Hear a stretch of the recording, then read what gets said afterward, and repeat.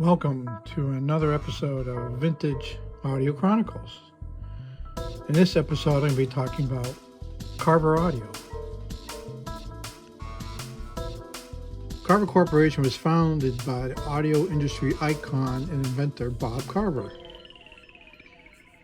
In 1969, while pursuing his master's degree, Bob Carver built a 700-watt amplifier prototype housed in a coffee can.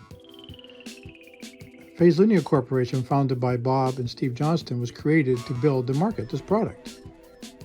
In 1979, Bob sold his interest in Phase Linear and founded Carver. While at Carver, he invented numerous audio-centric technologies. What I find most interesting is that these innovations spanned a number of different audio product segments, from audio amplifiers to FM tuners, stereo sound reproduction, CD player playback, and loudspeakers. These technologies were known as the magnetic field amplifiers, asymmetrical charge-coupled detection for FM tuners, true lens technology for CD player playback, and sonic holography for enhanced stereo sound reproduction. And then there was the amazing ribbon driver-based loudspeaker. Bob also had many other inventions that are probably too numerous to mention. Bob was extremely smart in that he filed his patents in his own name and not the company. In this way, the patents would follow him wherever he was working. In the mid-80s, Bob challenged a number of high-end audio magazines to give him any amplifier at any price and that he would duplicate its sound in one of his lower-cost designs. The Audio Critic and Stereophile magazine accepted the challenge. Bob used an innovative approach called null difference testing to subtract out the sound characteristics of the reference amplifier from his own amplifier, resulting in a different signal. By adjusting the sound characteristics of his amplifier, Bob was able to match the sound characteristics within a null to about 70 dB. To the chagrin of both magazines, their golden ear listeners were unable to discern one amplifier from the other, and Bob won both challenges. Bob incorporated what he learned about the sonic character of these tube-based reference amps into the original M1.0T amplifier.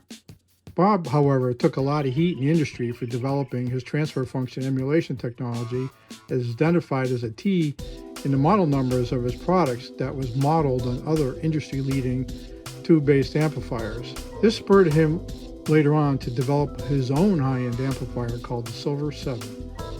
A $17,000 pair of monoblock amplifiers. He then went on to produce the much lower cost 4.0T amplifier that was modeled after this Silver 7, using his transfer function technology. In 1994, Bob moved on to create Sunfire Corporation, which was focused on the burgeoning home theater market. Sunfire was one of the first US-based companies to come out with a surround sound processor with Dolby. Another one of their products was the True Subwoofer product line. That was a 1 cubic foot subwoofer that included a specially high-powered designed amplifier. Sunfire was sold to Core Brands in 2011. During the COVID pandemic years, Bob Carver's products were being produced in the USA by a licensed builder, but unfortunately, due to supply chain issues and population lockdowns, this resulted in the stores closing in late 2021. In 2022, Bob Carver Company was back producing a number of vacuum tube-based products. Unfortunately, most recently, this company has announced they were shutting down permanently. That brings us to my Carver home theater amp setup. Although some of Carver amps have had mixed reviews over the years, I have been very happy with them in my home theater. I have a Dolby Atmos 11.1 channel setup with a TFM55X driving a pair of OMI loudspeakers for the mains, and a pair of TFM35X amplifiers driving the surround and rear channel speakers, and another pair of TFM15CB amplifiers driving the ceiling mounted speakers. The subwoofer and center channels are self-powered. I purchased the TFM55X and TFM35X amplifiers back in the late 90s as B-stock at really reasonable prices. Although some have complained of reliability issues, mine have worked flawlessly for over 25 years. The only issues I've had is the meter lamps going out, but it is easily replaced with LEDs. The TFM55X is a stereo amplifier with a per-channel rating of 380 watts into 8 ohms and 500 watts into 4 ohms, continuous at less than 0.5% THD, and an SNR A-weighted at greater than 115 dB. TFM35X is a stereo amplifier with 250 watts into 8 ohms and can drive 350 watts into 4 ohms continuous at less than 0.2% THD, and an SNR A-weighted greater than 115 dB. One notable aspect of the TFM35X amplifiers is its headroom rating, which means it can provide almost as much power as the TFM55X for short-term transient. The TFM15CB is a stereo amplifier with a per-channel rating of 100 watts into 8 ohms and 140 watts into 4 ohms, continuous at less than a 0.1% THD, and an SNR A-weighted at greater than 110 dB. The X in the model number is for THX certification. THX, which officially stands for Tomlinson-Holman Experiment. THX was developed by Tomlinson-Holman at George Lucas's company Lucasfilm in 1983 to ensure that the soundtrack for the third Star Wars film, Return of the Jedi, would be accurately reproduced in the best theaters. THX certification for home use is a set of specifications that must be met in order to obtain the THX logo. All THX certified amplifiers have to pass numerous lab tests, including quantitative performance studies and listening tests to ensure the highest quality audio reproduction. All THX certified amplifiers have fixed volume gain settings, so that's why there aren't any volume controls on these amplifiers. Carver magnetic field technology was first introduced in the Carver M400 amplifier. Powerful amplifiers at the time were typically big and expensive. An amplifier's maximum output power capability is primarily determined by the voltage rails and current capability. A single high-value voltage rail results in an amplifier burning power even when no audio is playing. This results in the need for big and expensive output power devices and heat sinks.